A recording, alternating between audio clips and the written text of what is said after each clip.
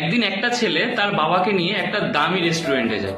তো সেই রেস্টুরেন্টে খাবার খাওয়ার সময় বাবার প্লেট থেকে কিছু খাবার নিচে পড়ে যাচ্ছিল এবং চারপাশটা প্রচুর নোংরা হচ্ছিল।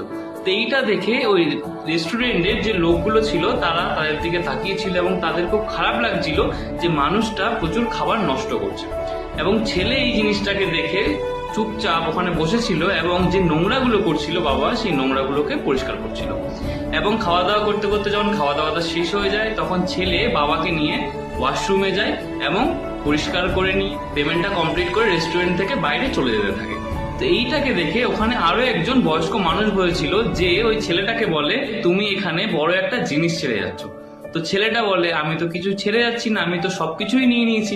তখন সেই বয়স্ক মানুষটা বলে, তুমি এখানে যে ছেলেগুলো বসে আছে তাদের জন্য বড় একটা মেসেজ ছেড়ে যাচ্ছ, আর যে বয়স্ক পিতা মাতারা বসে আছে তাদের জন্য একটা আশা ছেড়ে যাচ্ছ।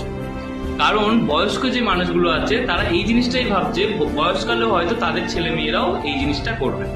তো অনেক সময় আমরা যখন সোসাইটির মধ্যে থাকি আমাদের ছোট ছোট অ্যাক্টিভিটির মধ্যে থেকে এমন কিছু লেসন বেরিয়ে আসে যেগুলো ওইখানে বসে থাকা প্রচুর মানুষকে অনেক কিছু শিক্ষা দিয়ে যায়। সো আপনিও চেষ্টা করুন যখন আপনি বাইরে কোথাও থাকবেন এমন কিছু অ্যাক্ট করার যেটা পাশে থাকা মানুষগুলোর কাছে একটা পজিটিভ মেসেজ দেয়।